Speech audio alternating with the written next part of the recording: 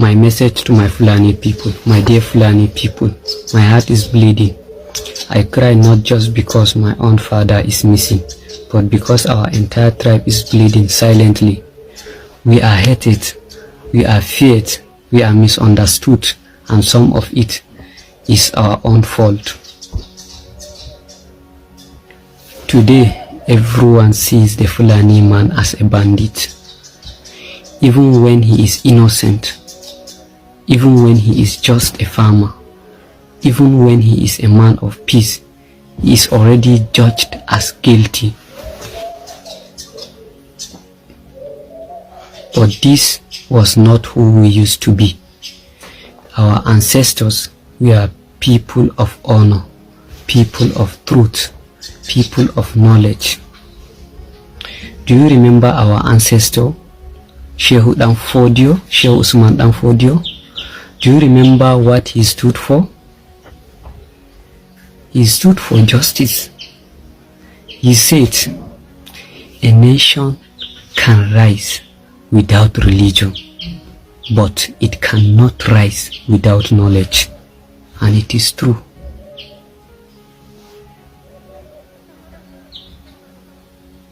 Countries like America now, they rise because they have knowledge, not religion. Shehu Danfodio fought ignorance with books, not with bullets. He built schools, not bandit camps. He taught justice, not jungle. So what had happened to us? What happened to us? Why are we no longer known for knowledge, but for AK-47 and cows? Why did we abandon the turban of scholarship for the image of terror and banditry? My people, we are destroying ourselves. Today, we can't walk freely in markets. People fear us. They avoid us. They insult us. Even when we are innocent.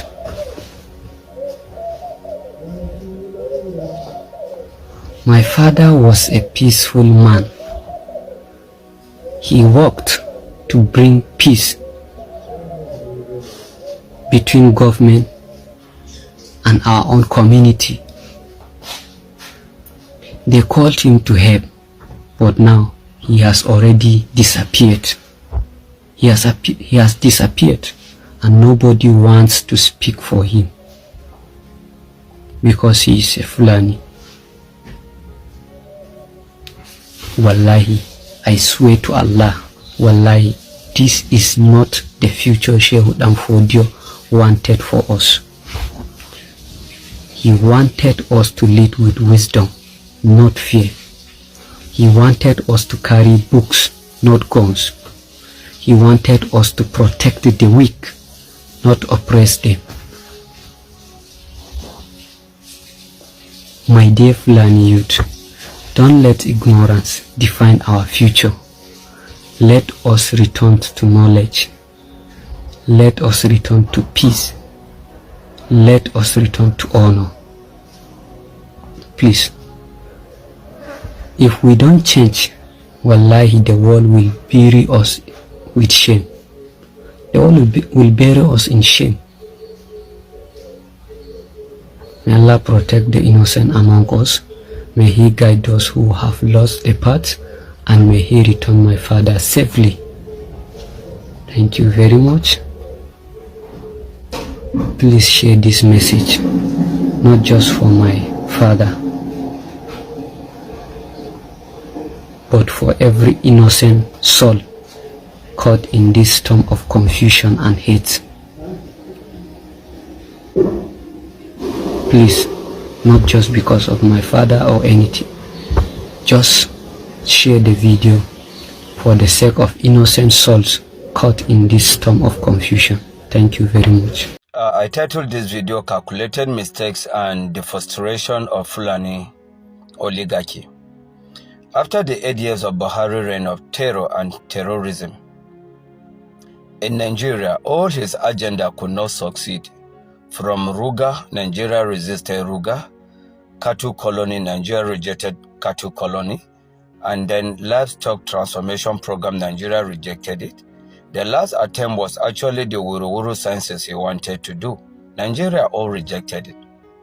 But then, since his 8 years was up, there was nothing they can do. They wanted a situation whereby he will hand over power to someone that will continue the Fulani Islamization agenda program.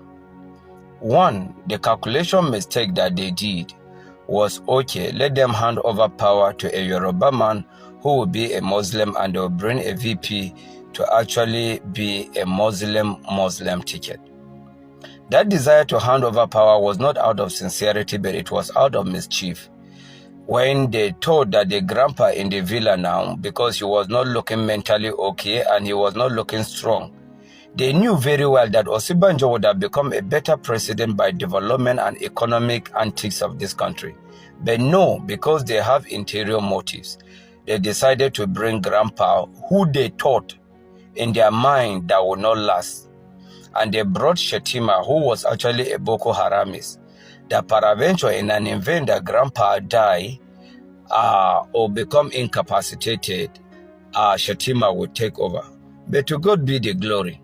Since after the swearing in, the grandpa has been like a 40-year-old young man. Now, their frustration began when they discover that they have made a calculated mistakes. One, the grandpa is not dying soon. Secondly, most of the structure that Buhari actually put in power before handing over, they discovered that the grandpa is actually destroying them. They also discover that the emperor, the pharaoh of Kaduna, that's supposed to actually carry their plan and their agenda, they thought he could either become chief of staff or SSG. He did not get any of those positions. Rather, even the minister could not be given to him. It is out of this frustration that you see what is going on in the north today, that they are trying by all means from pillar to pole calling for alliance, that they want to unseat the president. Now, the question here is it only the north that have the ability that can unseat and decide who becomes the president? I know that grandpa in the villa is not doing well economically.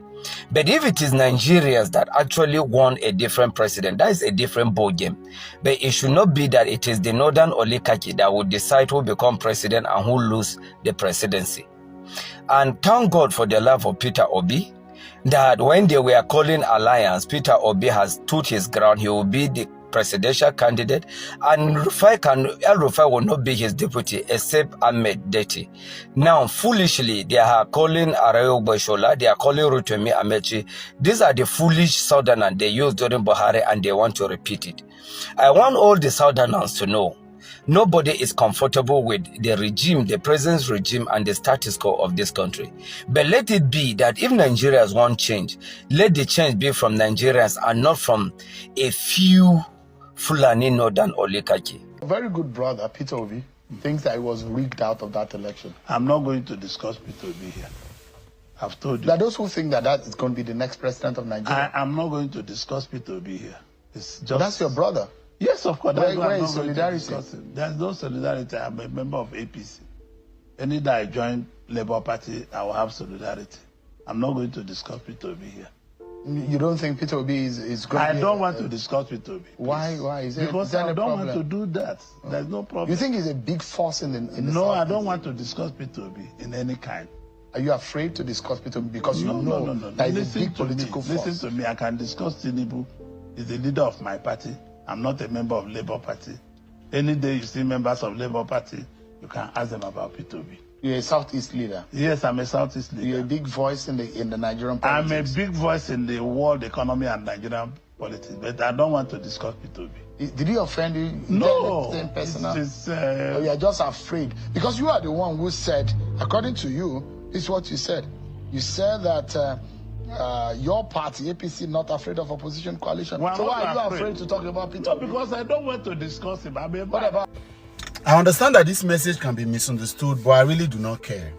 But it's quite disappointing that Shehu Okinbaloye would make himself this cheap and trying to to sway social media comments and focus more on social media conversation than discussing real issues. You have a guest in your studio who is a serving senator of the Federal Republic of Nigeria, who's been a former governor, who is a member of the ruling party, the All Progressives Congress. And there are several things to talk about. We have talked about state police, talk about electoral reforms, talk about police reform, talk about judicial reforms, talk about oversight functions, constituency project, the overlapping budget, the issues about inserting budget padding. All you are seeking in an hour, in an interview that is never up to an hour, is to look for a way to draw social media commentary. And that is why the Nigerian media has become a puppet, has become really embarrassing, because we've lost the deep-rooted, deep-seated nature of what media is around the world. And like I said, this can be misconstrued to thinking that, oh, I'm trying to do because of Peter Bino. That's not the point. But I just said, how was that even an item in the conversation? How is that even something? Because all of the things that happens in our media space, and that's why there is no longer investigative journalism. The most that we can get from our journalists is to pick issues on social media and they try to elaborate it. That's why all of these stations now have social media report. Is it supposed to be so? Money, so much money has been earmarked to follow up media stories, do a lot of things. Shehu was in Edo State to reporting the Edo elections. But I'm waiting to see where Shehu had his own personal investigative outlook. A few things he saw that was captured. This is the problem with the Nigerian space. And that's why it is not even more difficult to capture a content creator, a solo content creator, than to capture a media house. Because everything. Ask me. Everybody went on to gather at the conference center in Lagos to do a commissioning of a 30-kilometer road. It took an independent content creator to have gone to that road. To have gone to that road to see that it is a disjointed arrangement. Nothing. It can even amass to the 30 kilometers that was being commissioned. All of the media houses in Nigeria have now become rubber stamp, just like the Nigerian Senate and the Nigerian institutions. What has happened to Nigeria?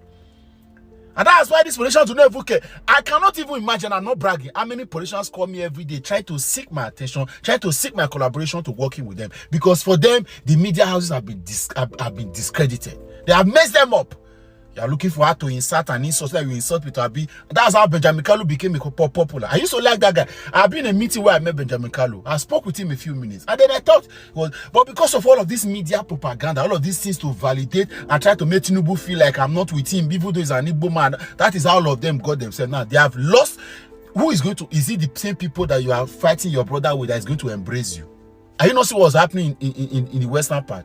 The top political figures. Today, Bakari went to meet with Tinubu. Adeleke of the PDP, I hear now that what is likely going to decamp, even though he has released a statement. That is how it happened in the Southwest. All of it is the people that are even on the ground that are the one that have independent outlook to say no. It doesn't mean that everybody moves there will move there. The top political figures, all of them are aligning with the sitting president. Bakari has gone to see him. Wole can't follow Tinubu to go to. But you guys are looking for how to cause disjointment in other tribes so that it will continue to be a tribal something. Focus on what you are supposed to do and do the needful. There are so many issues to talk about in this country. Over 1,000 persons have been displaced in Niger. Over 200 persons dead in a flood. Look at what's happening in Kwara. Benue State is the same thing. Katsina is bleeding. Your problem is, what do you think about? What is 2027? Very shallow. And this is what has happened to our institutions. That's why it's easy to sway them. Everybody is running shallow. Nobody is deep-rooted and deep-seated in their affairs. What is supposed to be the assignment of the fourth estate of the realm? You're not looking for social media likes and comments. A content creator will be taking content. A TV station is also taking social media content. How do you see? The guy say no one talk, you don't agree. The same thing happening in the churches. That is why it's difficult to even see that there is hope. Everything has been bastardized. Every institution, every sector, everything don't they messed up. So I will sit before OUK for 1 hour. He go sweat come on for there. You're asking shallow questions. Let's not even the chat. A serving senator of the Federal Republic with all of the atrocities that this country and the National Assembly is constituting. Now you want it? What do you think of Peter Obi? He's blah blah blah. Your brother, your friend. The guy say, "Leave me. I don't want to talk about him here. There are more issues." Even though the man, not be said, I'm not here to even clap for UK. It doesn't sound as somebody that I should respect. But the man is trying to run away. Leave that matter. This is how they have used all southeastern political heads to. David Mai would always take every advantage to hit at Peter Obi. But ask yourself, as smart as Fayemi, the camp for Tinubu in APC primaries. Ask yourself, this is the strategy that they use continually. All of them account they on a pocket and I know what they do. Idiots.